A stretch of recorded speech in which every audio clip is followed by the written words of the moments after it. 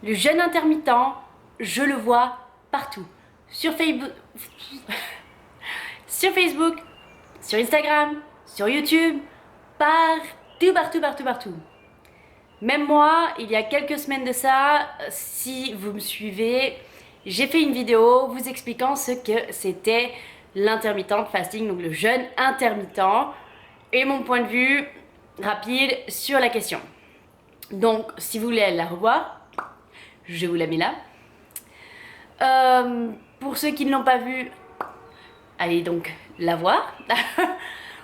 Donc je ne vais pas vous réexpliquer dans cette vidéo ce que c'est le jeûne intermittent.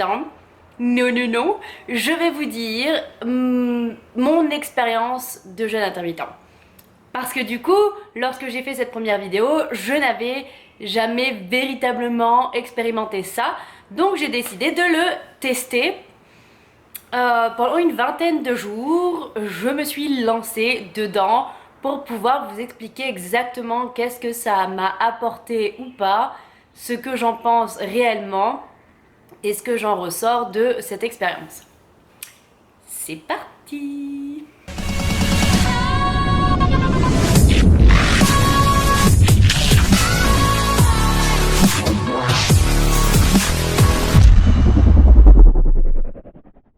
Comment j'ai réalisé mon jeûne intermittent? Tout simplement, j'ai décidé de faire le jeûne intermittent de 16 heures, le 16-8. C'est-à-dire que je jeûne pendant 16 heures et je mange dans une période de 8 heures. Donc, ce qui était le plus, disons, facile pour moi et donc ce qui me convenait le plus, c'était donc de commencer mon jeûne vers 21 heures et de couper mon jeûne le lendemain vers 13 heures. Et donc du coup d'avoir ma période d'alimentation entre 13 et 21 heures. Pourquoi j'ai décidé du coup de sauter le petit déjeuner et pas le repas plus du soir, ou de faire quelque chose plus manger vraiment entre le matin et le début d'après-midi? Parce que dans ma situation actuelle personnelle et professionnelle, c'était beaucoup plus facile de sauter le petit déjeuner qu'un autre repas de la journée. Surtout étant en couple, le repas du soir, on aime le partager ensemble, donc ça aurait été dommage de s'en priver, n'est-ce pas? Donc voilà ce que j'ai choisi pour faire ce jeûne intermittent. Donc par rapport à mes objectifs, tout ça, j'étais à ce moment-là à 1500 calories par jour. Donc au lieu de répartir mes 1500 calories sur le petit déjeuner, le repas du midi et le repas du soir, je les répartissais donc de 13 heures à 21 heures sur 2 ou 3 repas. Tout dépendait des jours. Souvent c'était 2, mais avec un petit snack entre les deux. Donc au départ, c'est quand même assez bizarre de ne manger que 2 fois quand tu as l'habitude de manger 3 à 4 fois par jour. Donc dans le jeûne intermittent, je vais commencer par tout ce qui m'a plu. La première chose, c'est le sentiment, cette impression de légèreté et de ventre plat après 12 à 13 heures de jeûne. Le matin, je me sentais pareil, mais voilà, quand j'arrivais presque à 13 heures de jeûne, je pouvais sentir vraiment mon corps bien plus léger. Je me sentais bien, quoi. Donc ça, c'est un des points positifs. Le deuxième point qui m'a plu dans l'intermittent fasting, c'est... du coup j'avais l'impression de manger plus pendant ma période de temps, parce que quand je coupais mon jeûne, je pouvais me faire un bon gros repas, quoi. Parce que du coup 1500 calories divisé par 2 pour le repas du midi et du soir, ça fait 2 gros plats. Et c'est pas mal du tout quand on est une grosse gourmande comme moi de pouvoir se faire un bon repas costaud. Donc ça a des avantages mais aussi des inconvénients, donc je vous parlerai plus tard. C'est, je crois, à peu près tout ce que j'ai aimé dans le régime intermittent. Donc ensuite, qu'est-ce que je n'ai pas du tout aimé dans mon expérience de jeûne intermittent? Et ça, je pense que ça prend le dessus sur ce que j'ai aimé. C'est que je pense ne pas l'avoir fait correctement. C'est-à-dire que comme c'était une expérience et que je me suis fixé certaines heures, je pense avoir été trop stricte là-dessus. On va me dire il faut absolument que je mange que de 13 à 21 heures. Je me suis un petit peu focalisée là-dessus, ce qui est pas bon. Donc j'ai un petit peu oublié d'écouter vraiment mon corps et ses sensations. Et j'avais très faim le matin, et c'est très rare que je me lève le matin sans avoir faim. Je suis une personne qui se lève et qui a un estomac qui se lève en même temps, qui se réveille et qui me dit là, ma cocotte, on se lève tous les deux, on est content, on va manger, ok? Il est tellement habitué à ça que ça a été très dur pour moi de ne pas manger le matin, j'avais la dalle. Il y a même 2 ou 3 fois où je me suis pas sentie très bien et pour être honnête, je l'ai pas respecté à 200%. Il y a 1 ou 2 journées sur la vingtaine de jours où j'ai craqué, j'ai mangé à 10 ou 11 heures, mais j'appelle pas ça un craquage, c'était plus écouter son corps et se dire bah non, on va pas non plus partir dans... Enfin c'est complètement stupide de dire tu peux manger qu'à 13 heures donc ne mange pas si t'as la dalle. Non, c'est impossible de faire quelque chose comme ça, c'est pas éthique. Donc voilà, c'est pas quelque chose qui m'a plu dans ce sens-là. Je pense que l'intermittent fasting, enfin le jeûne intermittent, il faut pouvoir s'y habituer et je ne sais pas vraiment si c'est parce que je n'ai pas attendu assez longtemps pour que mon corps, 20 jours c'est quand même une période finalement assez courte. Je sais pas s'il fallait au moins un minimum 1 mois pour que vraiment mon corps s'habitue et n'ait plus faim le matin et puisse le faire vraiment correctement. Ou si c'est que vraiment c'est vraiment pas fait pour moi, j'ai un corps qui veut manger le matin, j'ai un esprit qui veut manger le matin, donc il faut que je mange le matin. Voilà. Donc ça c'est les points que j'ai pas aimé, donc voilà cette petite pression en fait supplémentaire que ça m'a donné parce que justement j'avais peur d'avoir faim ou de pas avoir assez de force le matin ou quoi que ce soit, alors que le but de l'intermittent fasting c'est justement ça aussi, d'être énergique, de pouvoir ressourcer et laisser son corps le temps de guérir, etc. Ensuite, alors il y a 2 autres points qui m'ont pas plu du tout et je pense que bon voilà, ça c'est dû aussi à mon métabolisme. La première semaine de jeûne, j'étais complètement constipée.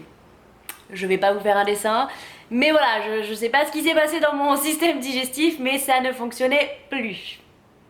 Donc autant vous dire que la première semaine, je n'ai absolument pas constaté une perte de poids, mais bien au contraire une prise de poids. Là, évidemment, que j'ai très vite reparti après une fois, je pense que mon corps a pris le rythme et il a pu évacuer tout ça. Hein. Mais bon, ça arrive. Donc ça, c'est les points négatifs. Je pense que c'est à peu près tout. Je n'ai pas du tout constaté pendant ces 20 jours que mon poids ait forcément bougé ou que physiquement ça ait changé quelque chose. Comme je dis, peut-être que 20 jours ce n'est pas suffisamment pour voir vraiment des résultats et aussi certainement parce que quand c'est ta première expérience tu fais forcément des erreurs, tu ne fais pas tout comme il faut. J'ai d'ailleurs au cours des 20 jours ajusté petit à petit comment je me débrouillais dans le jeûne pour améliorer cela. Ensuite, un conseil que je pourrais donner à ceux qui veulent se lancer là-dedans, le matin, ce qui m'a beaucoup aidé, c'est de boire du café, donc attention avec modération, mais ça m'aidait à réguler ma faim. Et puis aussi boire énormément d'eau. Plus je buvais d'eau et 1 ou 2 tasses de café le matin, et au final je me rendais compte que je repartais, je me sentais bien et je pouvais manger à 13 h sans aucun souci. Donc ça m'a beaucoup aidé. Pour ce qui est de mes entraînements sportifs, quand je ne pouvais pas le faire juste avant de couper mon jeûne, parce que c'est le moment où je pense que c'était le mieux pour m'entraîner, comme ça quand je rentrais de la salle de sport je pouvais me nourrir, ce qui est très important en rentrant de la salle après avoir fait une activité sportive assez intense, de pouvoir manger pour nourrir son corps et puis donner à l'organisme ce qu'il a besoin pour récupérer. Donc ça c'était pas mal, mais en travaillant à temps plein, je ne peux pas toujours faire mes entraînements sportifs quand j'en ai envie. Donc souvent je les fais à 6 h du matin avant d'aller travailler et là du coup c'est un peu dur quand tu es en plein jeûne parce que tu ne peux pas manger après. Donc je les fais quand même. Ce qui m'a beaucoup aidé c'est de prendre mes pré-workouts, donc une boisson voilà, avant entraînement pour me donner un petit peu d'énergie et les BCAAs. Donc ça, tout ce qui est supplément alimentaire, je vous en parlerai dans une autre vidéo, pas dans celle-ci parce que le but c'est le jeûne. Quelles ont été donc mes erreurs? Je pense que la toute première c'est vraiment d'avoir été trop stricte. De me dire tu manges de 13 h à 21 h, point. Donc d'attendre ce 13 h là avec impatience où je me dis je vais enfin pouvoir manger.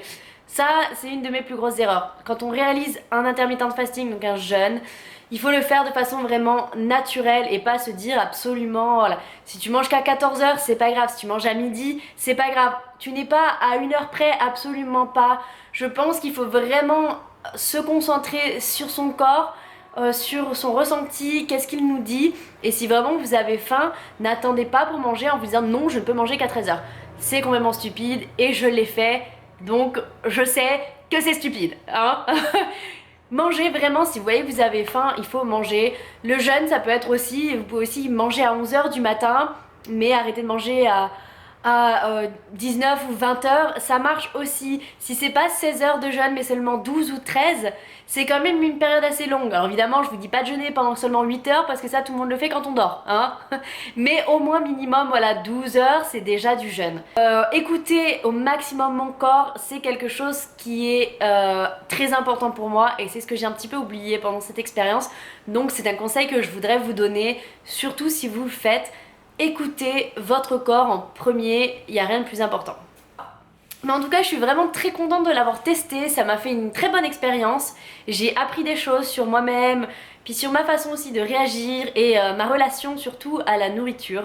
Je me rends compte que j'ai encore aussi beaucoup de travail et que de faire une expérience comme ça, je me rends compte à quel point je suis vraiment obsédée aussi par la nourriture et que j'ai besoin de manger tout le temps. Et donc c'est très bien aussi de pouvoir faire ça et de travailler là-dessus et de me rendre compte comment je peux améliorer tout ça et rendre les choses beaucoup plus faciles pour moi-même. Donc là non, j'ai arrêté l'intermittent fasting, le jeûne. Désolée, j'ai dit tout en anglais parce que comme je vis aux États-Unis, j'ai du mal à faire le truc français-anglais, bref. J'ai arrêté parce que je suis une grande amoureuse des petits déj, des pancakes et c'est je crois le seul moment de la journée où je m'autorise quelque chose d'un peu plus sucré. J'aime les petits déjeuners, j'adore me lever et manger. Mon corps est réglé sur le petit déjeuner, c'est la première chose qui se passe dans ma journée et j'ai envie que ce soit une belle chose et comme manger j'adore ça et pour moi c'est quelque chose de top. Ça me rend heureuse. Eh bien j'ai décidé de remanger le matin. Mais par contre, je ne suis pas contre faire de temps en temps du jeûne intermittent sur quelques jours dans la semaine ou de temps en temps, à voir comment je peux mettre ça en place et comment mon corps va y réagir. Tout est une question vraiment de sensation. Donc voilà, si vous avez des questions par rapport à ça, n'hésitez pas à me les laisser en commentaire, je vous y répondrai avec grand plaisir. Donc là je voulais vous partager vraiment mon expérience dessus, mais je vais vous faire une ou deux autres vidéos sur le jeûne intermittent aussi pour aller un peu plus dans les détails et aussi vous montrer comment et qu'est-ce que je mangeais pendant ma période d'alimentation pour que vous puissiez un petit peu avoir une image très claire de ce que c'est et de comment ça fonctionne. J'espère que ça vous aura aidé. N'hésitez pas à me mettre des petits pouces vers le haut pour me dire que vous avez aimé la vidéo, comme ça je peux le voir. Abonnez-vous, c'est très important pour soutenir ma chaîne et puis pour ne louper aucune de mes vidéos bien sûr, hein. Vous pouvez me suivre sur Instagram, Facebook pour suivre toutes mes aventures. Je vous fais d'énormes bisous et je vous dis à la prochaine.